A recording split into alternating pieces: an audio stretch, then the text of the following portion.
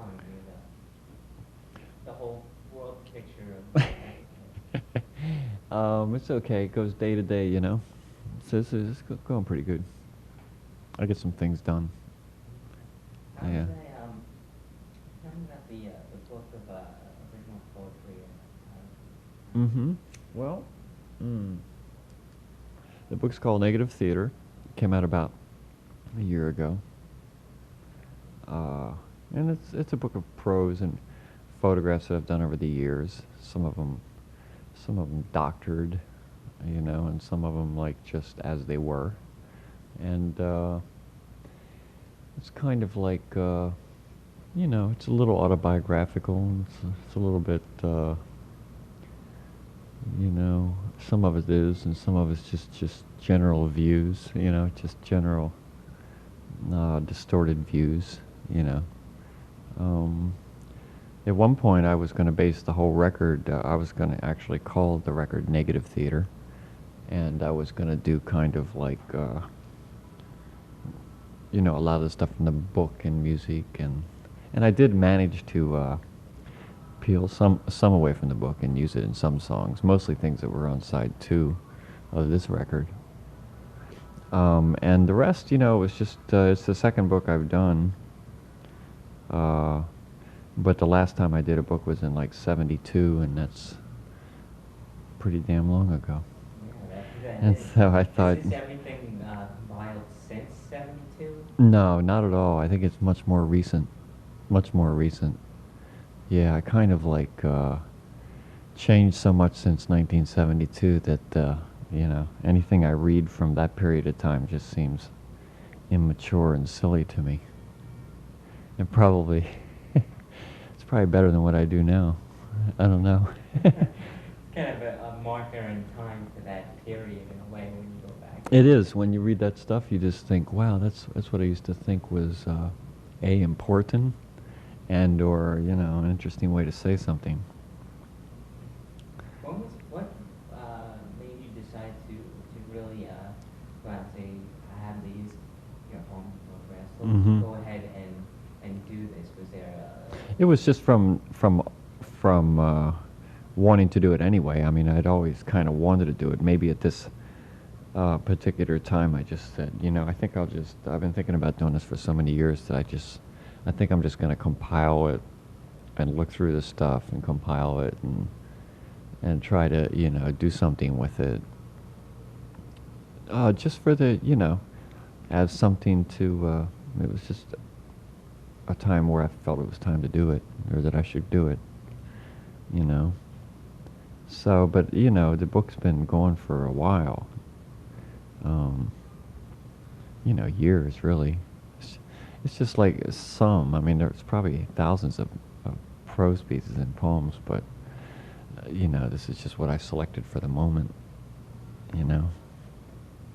So, and I kind of was thinking about tying it in with the music, but then I kind of cooled off of that idea a little bit. right? 'Cause, and as I was reading the bio that they sent, there was one line in there that made it seem like the record was a vehicle for these poems and photographs. Was that the case when you originally started out? Yeah, it was. I wanted to have. I just wanted to have the whole kind of thing called negative theater. And I kind of did, but you know, then I started rehearsing to do like a negative theater. I keep talking about negative theater because that's what the book's called.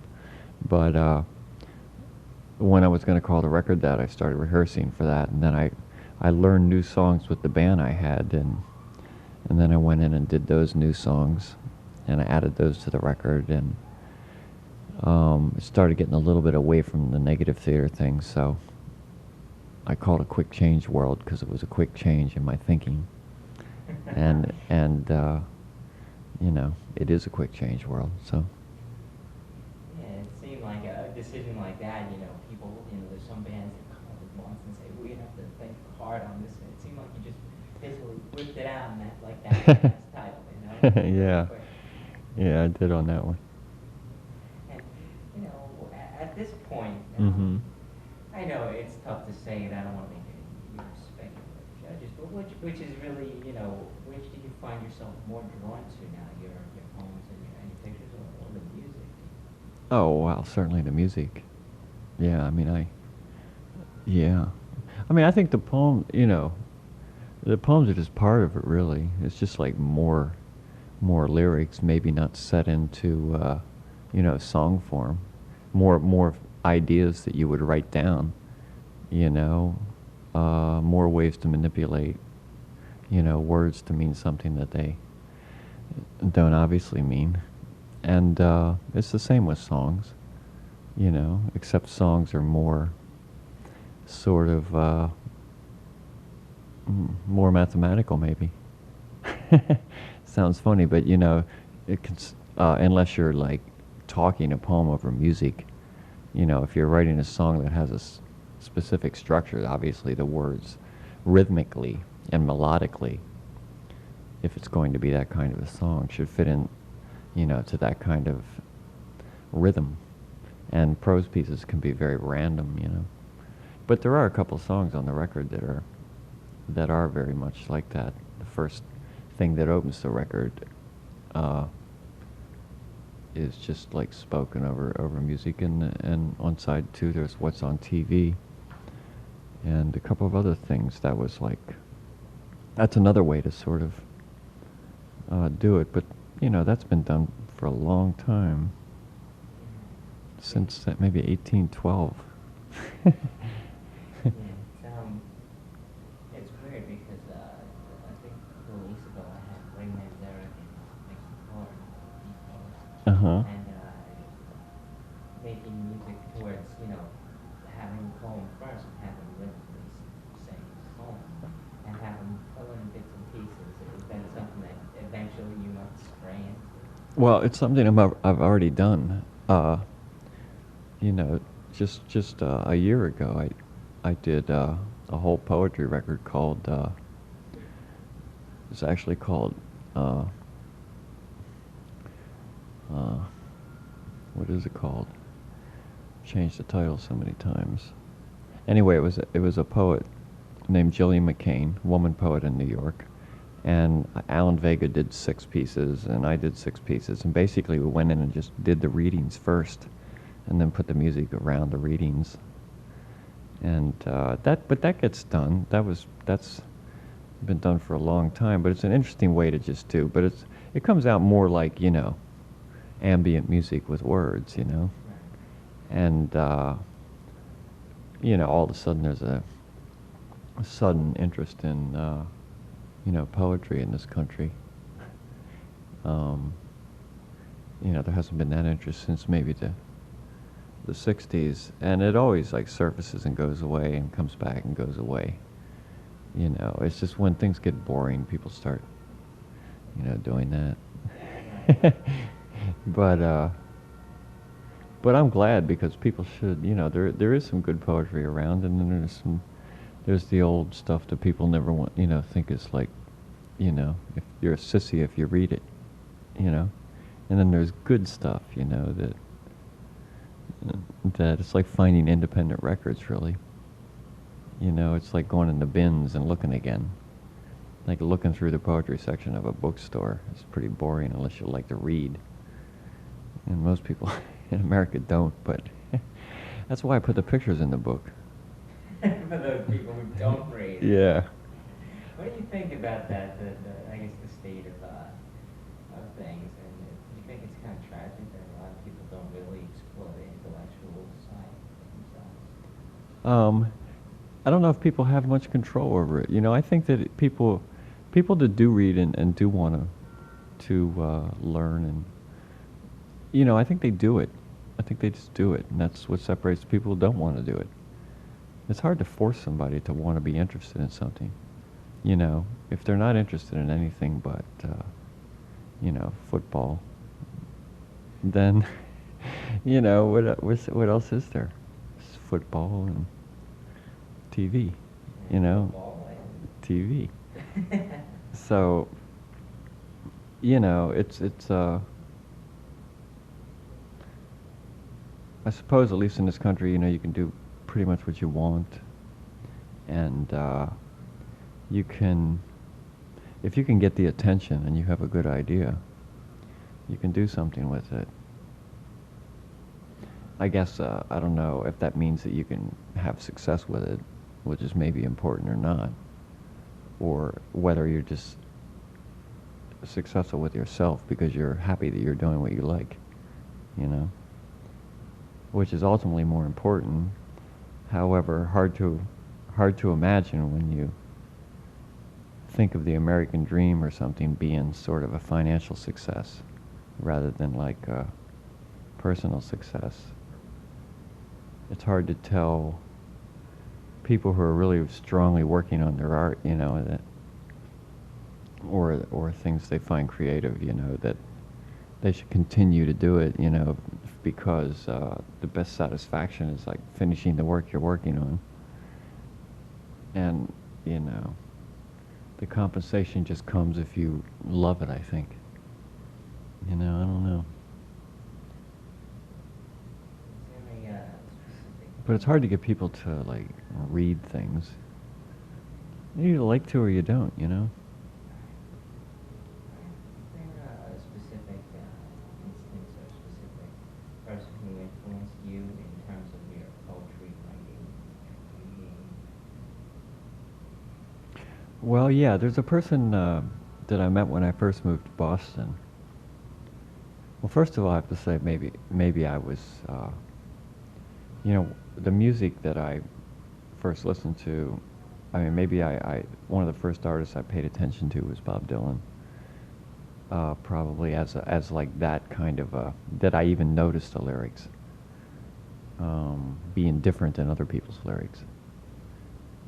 So that was an inspiration that you could say other things besides, you know, what, you know, everybody's been saying in music compared to, you know, I liked what Buddy Holly, you know, I liked his pop songs, you know, melodically and everything. But, you know, that was like, okay, we can talk about anything now.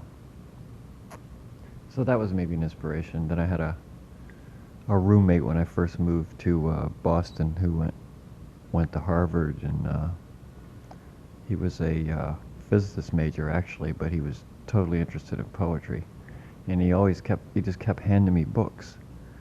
You know, he was a real hyper guy, and he just would just keep putting books in my room, and that's really how I discovered there was another world of poetry out there. You know, because some of the books he gave me are still my favorite books today. You know, like Lawrence Ferlinghetti and Richard Brautigan and so many from that era. And I also figured out the ones I didn't like.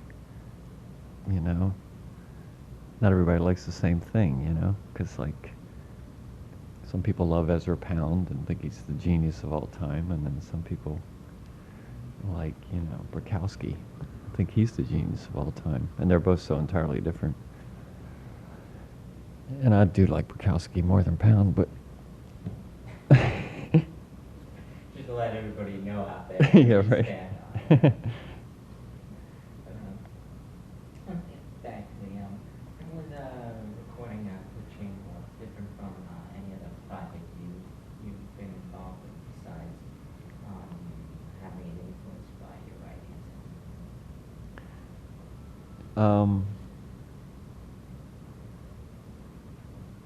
Not terribly different. I did a lot of it well, I did the whole album on 24 tracks. That's no big special deal. Okay.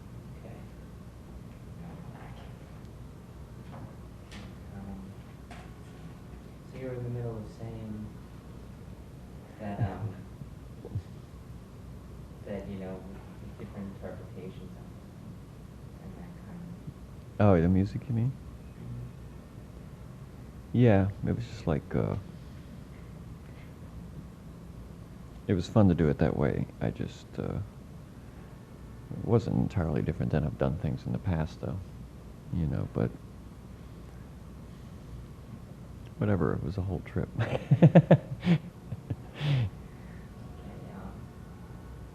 you plan on touring for this? Yeah, I'm planning to go out in, after the first of the year. And that's what I plan to do.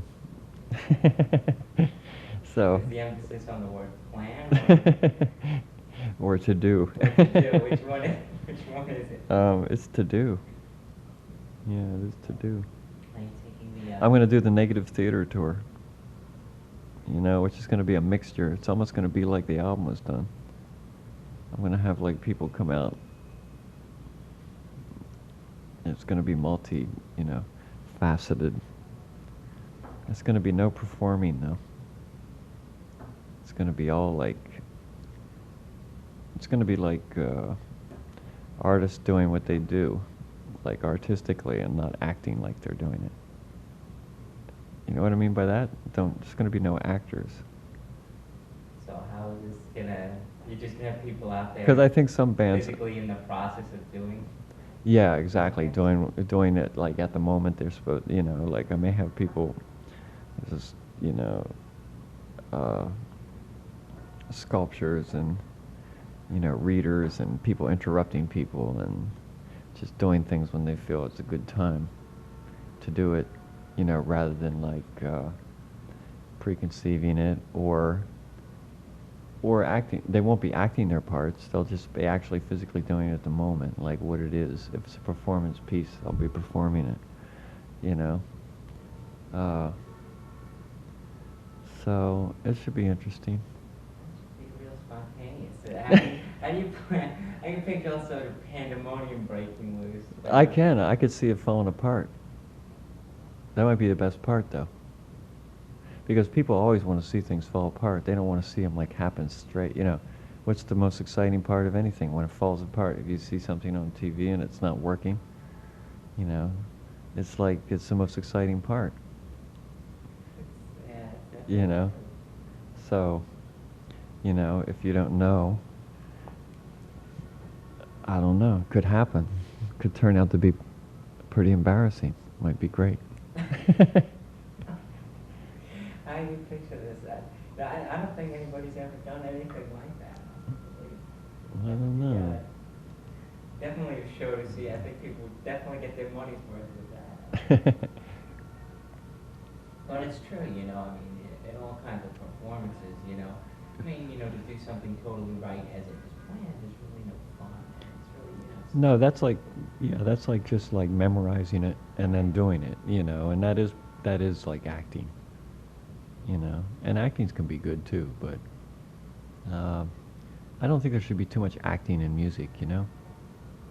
I mean, the results of acting in music are prefabricated bands that you know look right to you know people maybe, but you know it looks all the same and it looks all fake, you know. Like you know you can see it in their face, you know. It's just a routine, you know. Kind of thought up by, you know, by people who quote unquote know the music business. This is what you gotta do. You do this, Yeah. you act this way. And that kind of. Yeah, it gets funny. Do you plan on taking the band that worked with you in the studio, or any of the members of the band? You know, Oh, on the tour? studio? Oh yeah, definitely. That's the band I've been working with. You know, it's actually oddly enough turns out to be an all Boston band. I may even take, you know, I might you know, the musicians I'm still contemplating, but the people that played on the record will definitely be there. I know Greg Hawkes will be there from the Cars. Might be a couple others. It should be fun. Oh wow, great. One thing you said, you talked about prefab just now, that gets me to one of the questions that I had planned. Speaking of that, what do you think of music videos in terms of creating those certain kind of, you know, images and that kind of thing? 'Cause, you know, you know, watch, you know, like MTV or whatever, music videos, something, you know, it's kind of like the perpetrator of trends, you know, it sets out to make this trend, like in the 80s, you know, they really had this heavy metal thing on, and now it Yeah. seems to be like a Seattle kind of thing, unfortunately. think it's a lifestyle channel. But I think, I think that, the music used to be better than the videos. Now I think the videos are better than the music. Some of the music's good. I think groups feel compelled that they have to do it and have to get that over too. But I think it destroys the mystery in music. But I've done so many videos. And some of them I actually like because you like to see a film for the song, or something. And then some are just so silly, you're just embarrassed you ever did it in the first place, Such as? Oh, I don't know. There's a lot of them. A lot of pretty silly Cars videos, but they were, I don't know. I guess one would have to choose which ones they thought were the silliest. I know which ones, but I'll never tell. Some of the silliest in my mind are some of the best ones. That's true. Like Magic and You Might Think are pretty silly, but actually quite good. You might You know? think, I remember. That one is quite good. I remember. But I think there's a song called True to You where we look like some kind of like space monkeys or something. I don't know why we ever did that. You have to be really like stressed to do things like that. To think that something like that might be good. A little bit warped sense that you would never hurt anybody. Yeah. Never hurt anybody. But so you think, in essence, you think videos are a good thing? Well, I don't think they're good for music. I don't know. It depends. What did I just do? It's a terrible mistake there.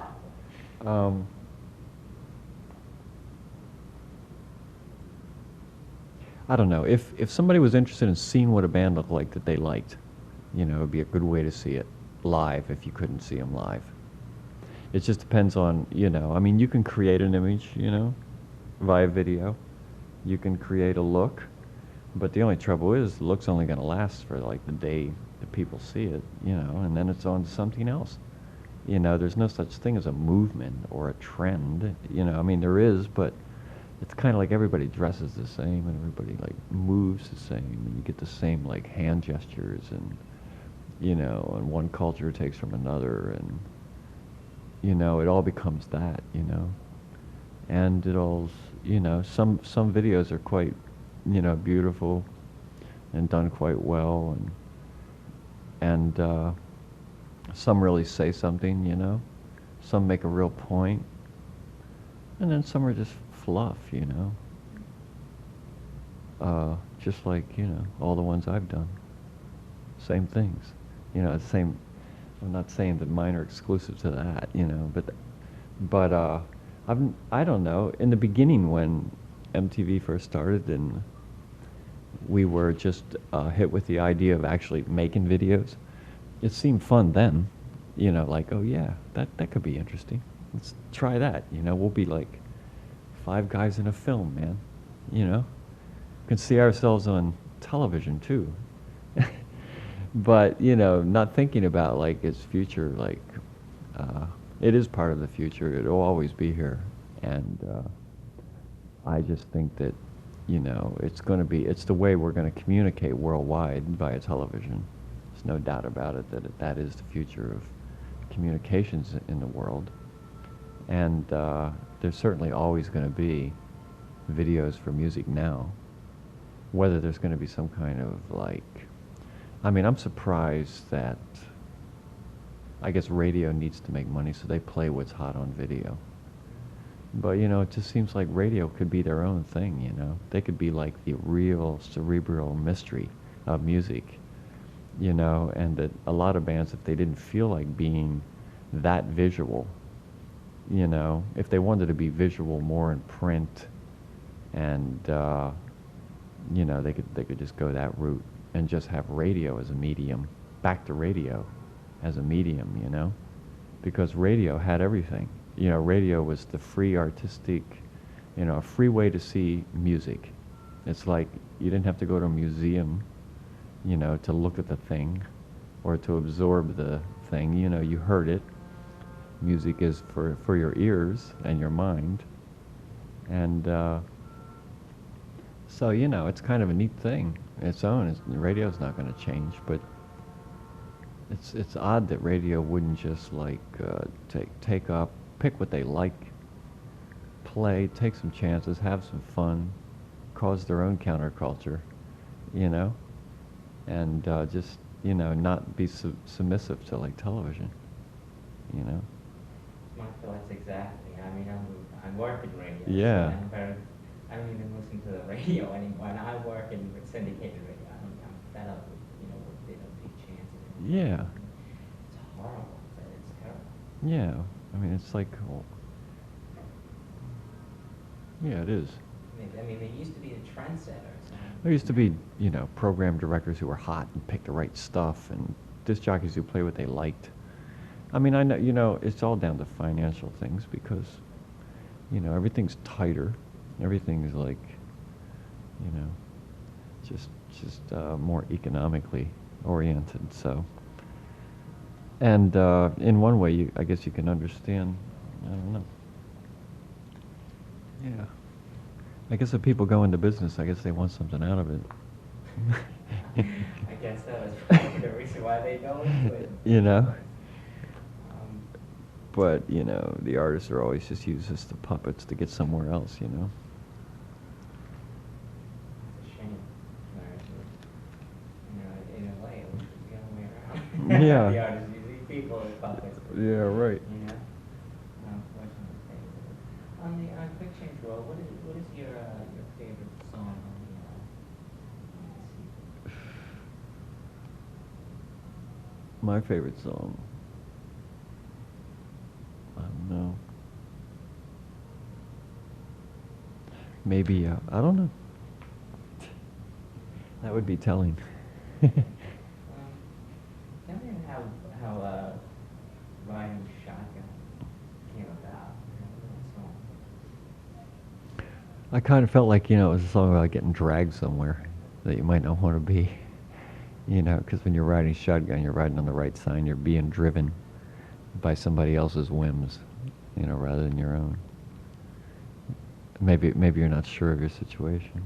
So I guess that's kind of like what I thought about that song. The big picture. The big picture? The big picture. And then it starts off with Huh? I mean, it has the beginning. Yeah. I mean, it's got all these things that you're not sure what's going to hit you next. Yeah. Well, the big picture, the end line really says it. It's like, gestures have always been used as weapons or constantly been used as weapons. When you think about gestures that people make, everything from Hitler to sort of, the sign language in rap. I mean, gestures have always been used as like a kind of a weapon against people. If you give somebody the finger, it means something. It's a gesture, And, it's just about that, and it's about like, it's a little bit about like how the negative theater show would be. Because it talks about like musicians and freedom and music and that kind of stuff. And it talks about like, talks about gestures, which is a little bit what I was talking about before about acting and performing, Going through the motions. Yeah. Which the record company has slated for the quote unquote, AOR? The first track I think was Don't Let Go, which is the first song on there.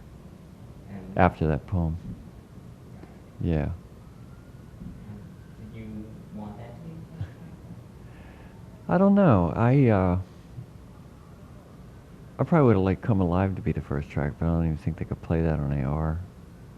Because it says Jack Off in the Wind.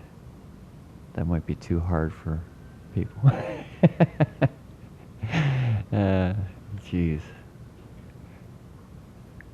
Yeah, nobody ever does that. So, I mean, I would have liked that because of its energy and stuff, you know. Uh, I would have liked what's on TV because it says something about like the American culture, you know. But it will never be those. But it will be the one that sounds like the Cars, you know, because that's what radio wants to, do. And that's okay because that's the kind of songs I write too. And I like the song. I like it as a pop song. But it's kind of I kind of like let it up to them. Like, are you comfortable with being conceived as a pop artist rather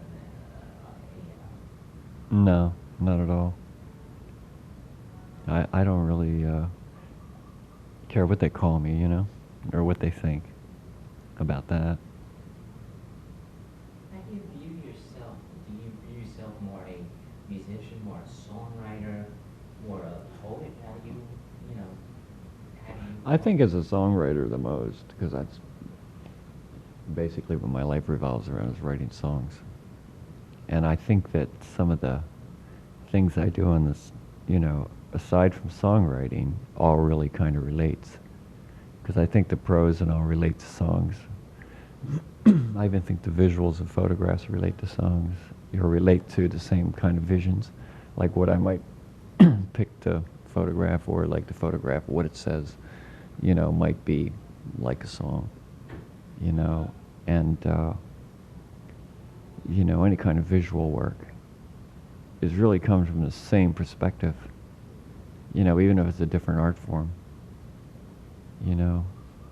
so it's all kind of one thing, but the most important part of it to me is songwriting, and that's the thing I've always been very single-minded about.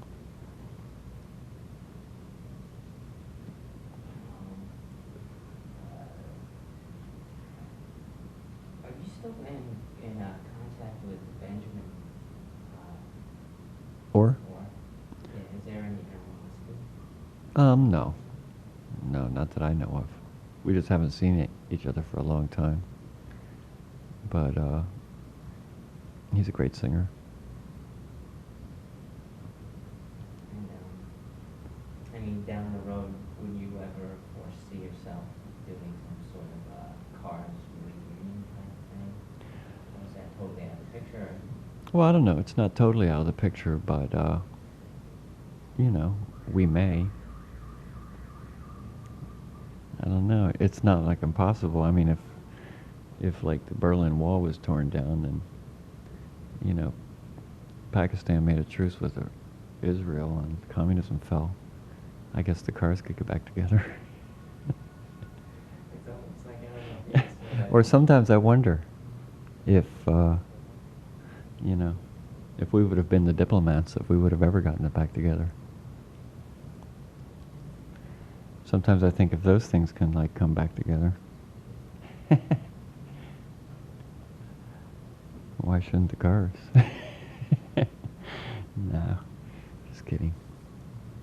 It reminded me of the movie. I think it was Naked Gun or something. Where like he makes up with his girlfriend or whatever. Then you see the postman and the dog, and then you see the Arab and the Jew. It's like Everybody. kind of. Yeah, it is. When you said that, that's what came to mind.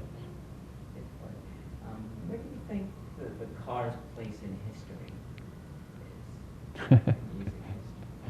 It's in the cutout bins.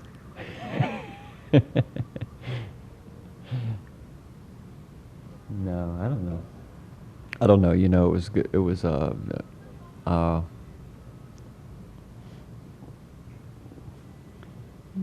don't know about that. I don't actually think about that. It would be hard for me to say. It would be immodest for me to say. What do you do when you're not? Okay. When I'm not, Yeah, like when you're at home. I'm the same. I think I'm the same. What kind of I don't think I'm like a separate person. What kind of things do I do? Yeah.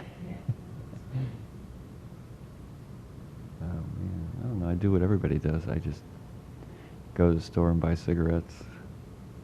You know.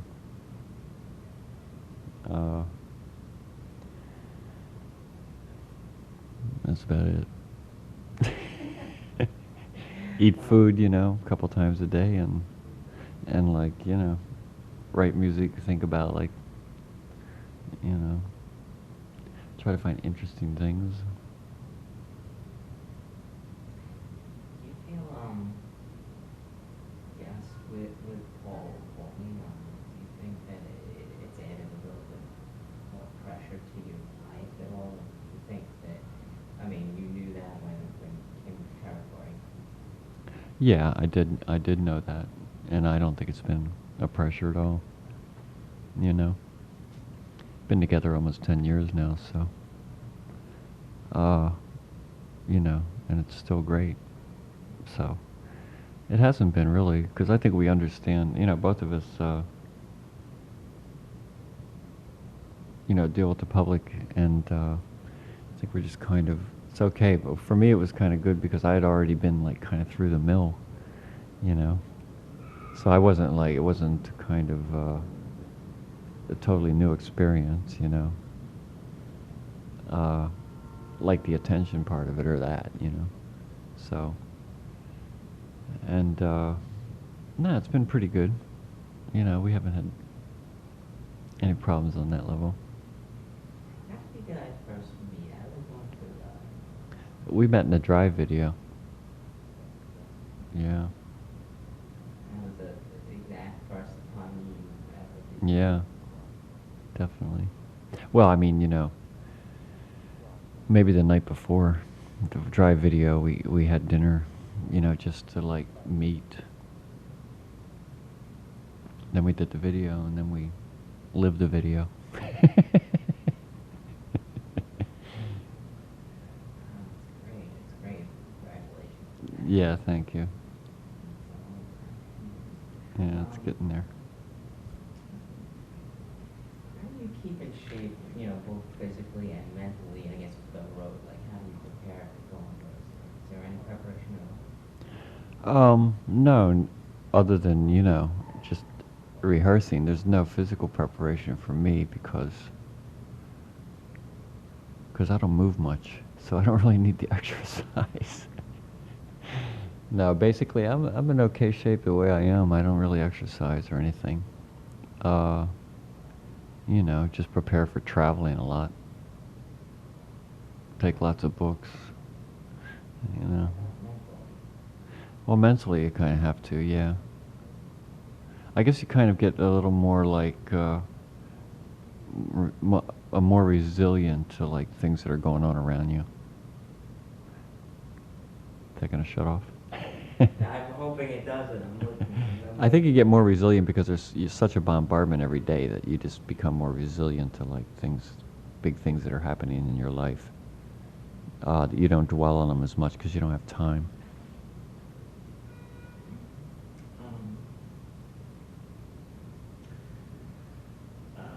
Do you personally like doing interviews and the media and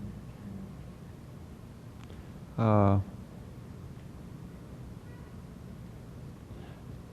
It's kind of a little bit. I don't know. It kind of like helps you formulate like your work. I think a little bit. Like it helps you learn about like what it either means to other people or what you really think of it. Because obviously you don't really. I don't sit around and think about like what it meant to me or like why something is this way or that way. You know.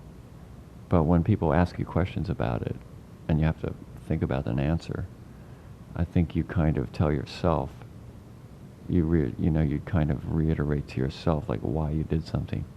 And sometimes you're at a loss to think of why you might have done something, and there is no real reason that you can come up with except that, you know, at the moment you did it, you had all the reason in the world to do it. But it may not be something, you know, you carry around as a memory. And then sometimes it kind of just helps to define, what, you think of your work just by talking about it. So for that reason, I guess it's kind of like self-exploratory. But I wouldn't like to do it constantly, you know? You're not in the interview business here. Yeah. Now, I've read somewhere that you did a song for a benefit. Was it for Romanian children? Oh, yeah, yeah. With Yeah. and a whole bunch of other things. Yeah. How did you get involved? I just got a call from George Harrison, actually, to ask if I would do one for it. And so I definitely did it. I had this song called Good Night, Little One anyway. And I sent him that song and asked if that would be appropriate. Because it was a song about kids. And so he said, yeah, send that one. So I just sent it as it was. It wasn't even like a mixed track or anything. It was just kind of me in the basement with a couple of instruments, Okay.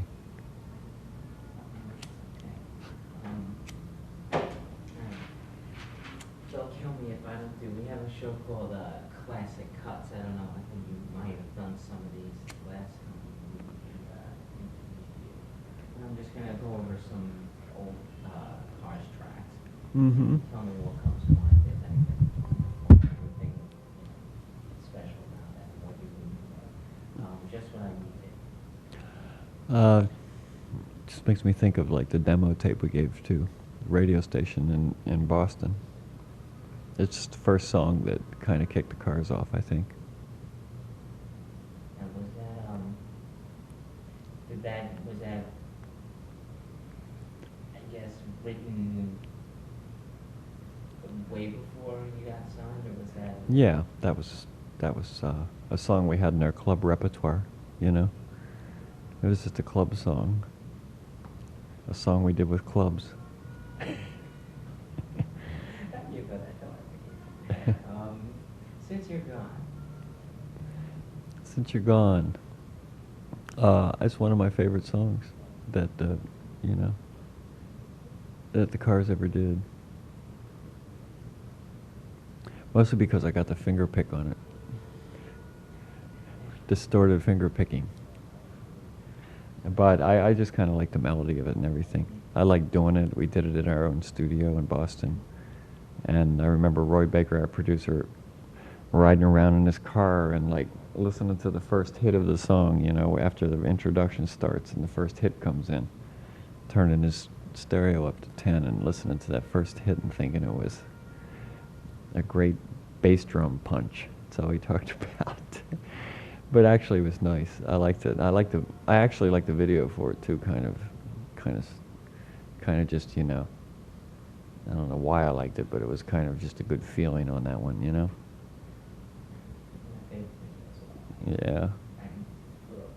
Yeah. Yeah, at the perfect time. Yeah. It's kind of at that stage. Yeah. It's like, first break of it. I like that song. It's a song. My song. Yeah, it's a good one. But, That's Paulina's favorite song too. Yeah? Yeah, Since You're Gone. Shake It Up. It's a real happy up song, just the up tempo, happy kind of song. I guess it's happy. It's not really, but it's kind of happy. The chorus is happy. And I guess you could reiterate, I guess, do you feel like you're the luckiest guy in the world? Huh? No, not at all. It's just what everybody else thinks.